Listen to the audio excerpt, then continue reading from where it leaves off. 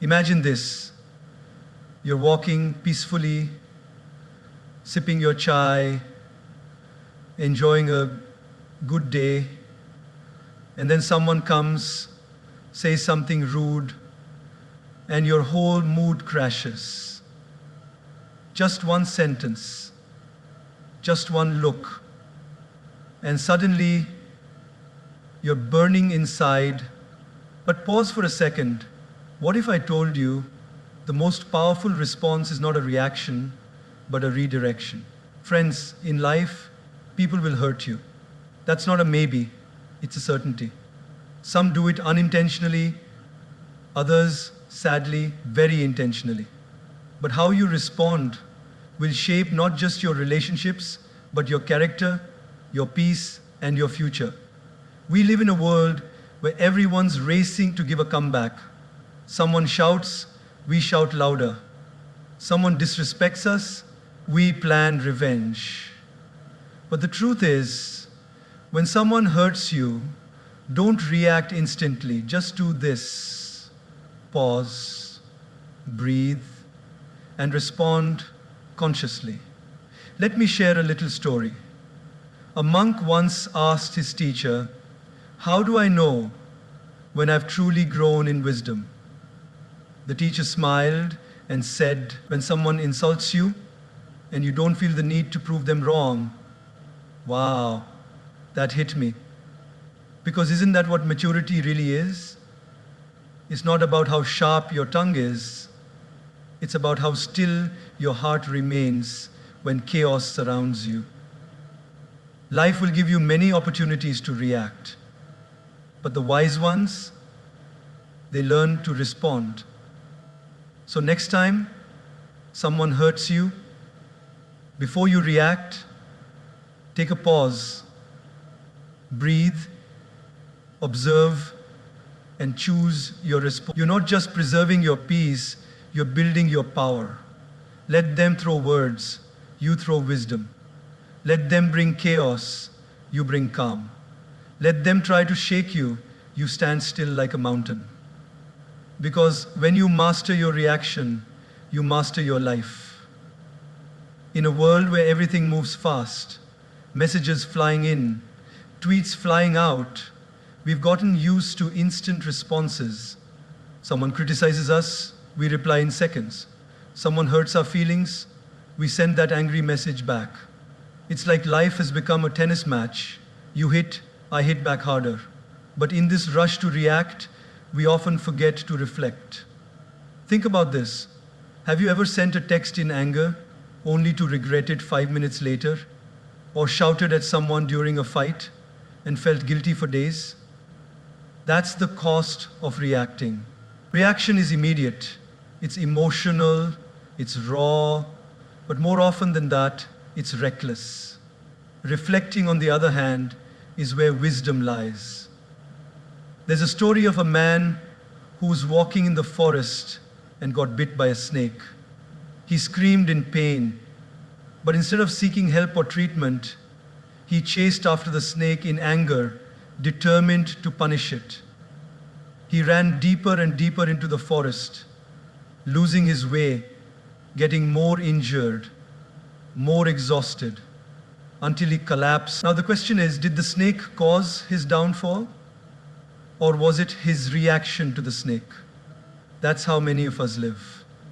Someone says something to us, a rude comment, a sarcastic jab, or just a look, and we chase after the pain with our reaction.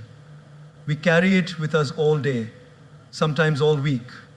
We go home and tell everyone how hurt we are.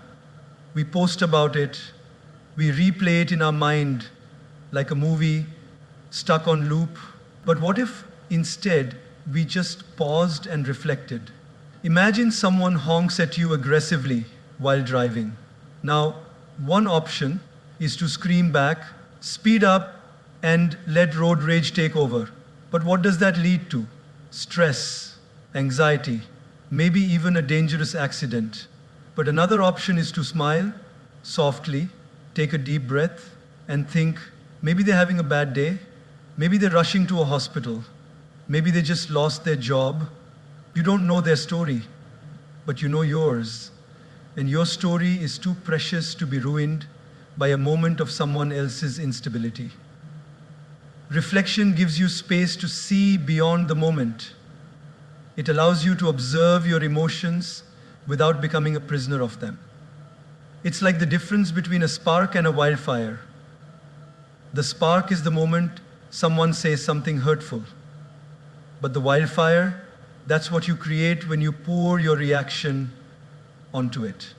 Gaur Gopal Das often reminds us our emotions are like guests. They come and go. But if we react immediately, we become permanent hosts to temporary visitors. When we reflect, we let those emotions pass without giving them the keys to our peace. Let's take a real-life example. Suppose you're at work. You've worked hard on a project for weeks. You finally present it in a meeting, and instead of praise, your boss picks on small errors in front of everyone. Your face flushes, your ego burns, the urge to defend yourself kicks in. But in that moment, if you react, if you argue or walk out, you lose more than the argument. You lose trust, you lose your cool, and maybe even your credibility. But if you pause and reflect, something magical happens. You might realize your boss was under pressure, or that the feedback, though harsh, can help you improve. You might decide to have a calm conversation later, rather than create drama now. That's the power of reflection. It gives you control over the moment instead of being controlled by it. Children react, adults respond. The difference? Reflection. When someone hurts you, try this. Step away for a moment. Go for a walk. Write down what you're feeling. Talk to a friend you trust. Give yourself a few hours or even a day before responding. You'll be amazed how differently you see things once the emotional fog has cleared. Your dignity, your peace, your happiness, none of these should be sacrificed just because someone else lost control of their behavior. When you react, you mirror their behavior. But when you reflect, you rise above it. Every time you resist the urge to react, you're training your mind to operate from wisdom, not wounds. And this training, over time, makes you unshakable. So next time someone hurts you, don't reach for your phone, don't raise your voice, don't sharpen your tongue. Just take a breath, close your eyes, and reflect. Because true power lies not in how consciously you choose to.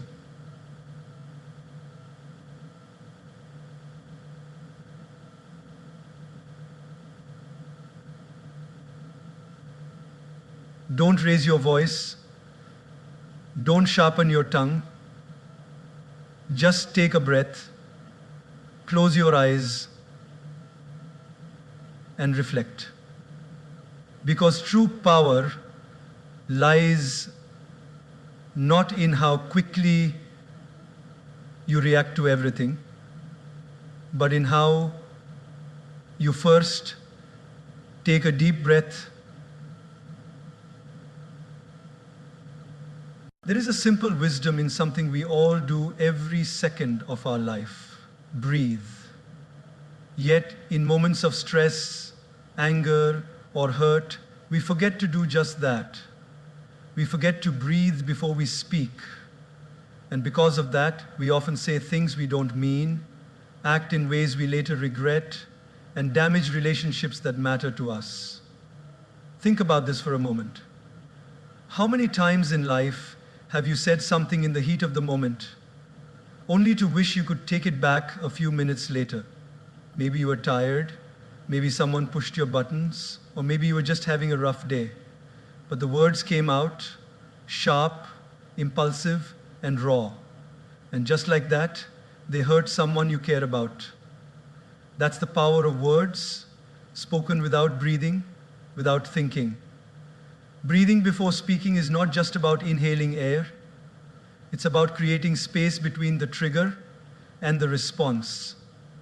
That one breath becomes the difference between reacting from emotion and responding with intention. There's a beautiful story often shared in spiritual circles. A man came to the Buddha, angry and frustrated. He insulted the Buddha with harsh words, trying to provoke a reaction. But the Buddha sat still, calm and silent. After some time, the man asked, "Why don't you respond?" The Buddha gently replied, "If someone offers you a gift and you do not accept it, to whom does the gift belong?"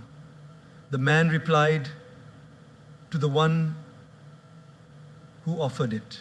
The Buddha smiled and said, "In the same way, I do not accept your anger. It remains with you." Now pause and reflect. How was the Buddha able to stay so calm? The answer lies in that silent gap, that pause, that breath, that moment of stillness gave him the clarity to not take on someone else's negativity. And we can do the same. Let's take an everyday example. Imagine you're in a team meeting. You share an idea you're proud of, something you've worked hard on, and a colleague dismisses it instantly, even ridicules it. You feel the sting of embarrassment, the flush of anger rising up your neck. Every cell in your body wants to snap back to prove them wrong. But instead, you take one deep breath, just one, in through your nose, out through your mouth. In that moment, your heart slows, your mind clears, and instead of reacting with anger, you respond with grace. Thank you for your feedback. Would love to hear more about your perspective. Just like that, you've transformed the energy in the room. You've led with wisdom, not ego. This one breath, this pause, becomes your superpower.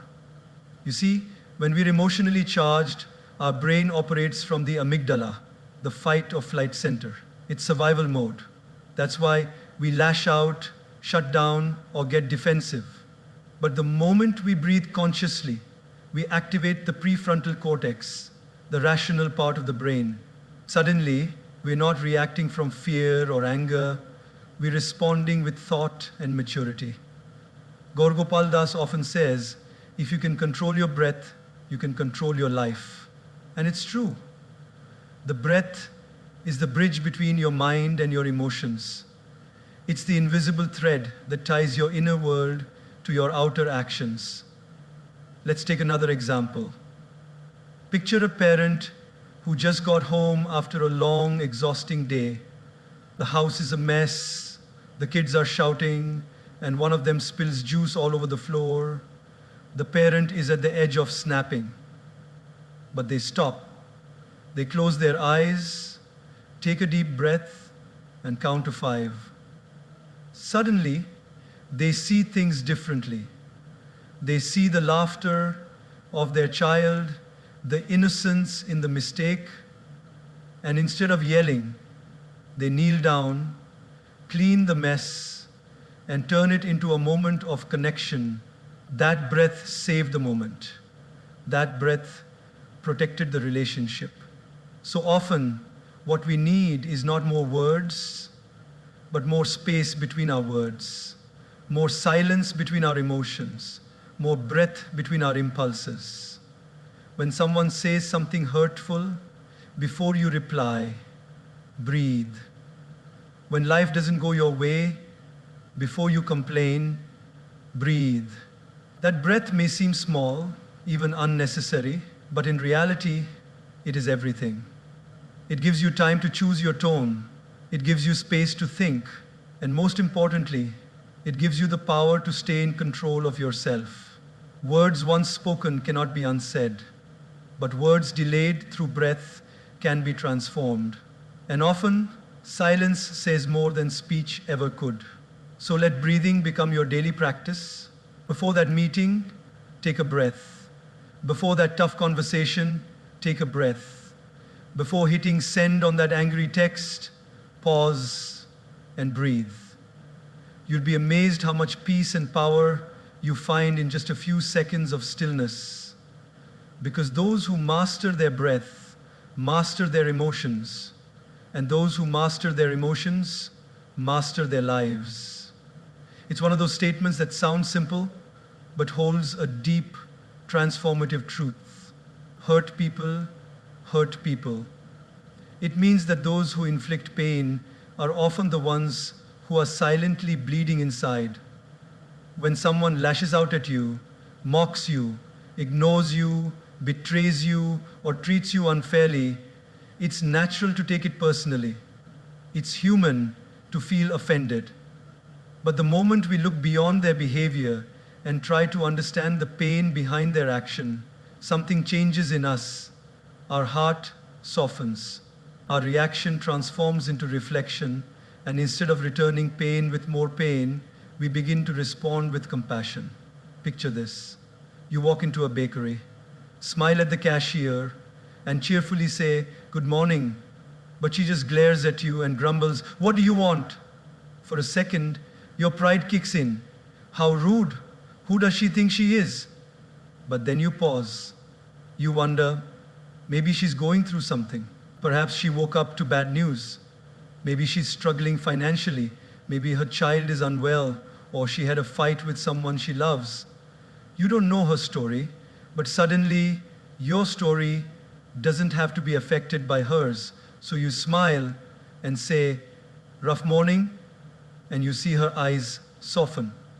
That one moment of understanding changed the energy completely. This is what happens when we realize that people often project what they're going through. Many times we walk around wearing invisible wounds. A child who grows up unloved may become a teenager who bullies others in school. A man who has been betrayed may find it hard to trust. A woman who was constantly criticized might speak harshly, not out of strength, but fear. What seems like arrogance, rudeness, or coldness is often a mask for someone who has been hurt deeply and doesn't know how to deal with it. There's a touching story about a man who always seemed bitter. He was the kind who never smiled, never spoke kindly, and always found something to complain about. People avoided him. One day, a new neighbor moved in, a woman full of positivity and warmth. Instead of reacting to his bitterness, she began greeting him every day with kindness. She would say good morning, share small gifts like fruits or flowers, and always smiled no matter how grumpy he looked. Weeks passed. Slowly, the man started changing. One day, he finally said, "No one's ever been this kind to me without expecting anything. Thank you." Later, she discovered he had lost his wife and son in a tragic accident and had been living in silent grief ever since. His rudeness wasn't really about the world. It was about his own pain. Now, apply this to your own life. Maybe there's a colleague who constantly criticizes you, a friend who suddenly distance themselves, a family member who often finds faults in everything you do. Instead of letting their pain turn into your pain, step back and ask, what might they be going through? That question opens a door in your heart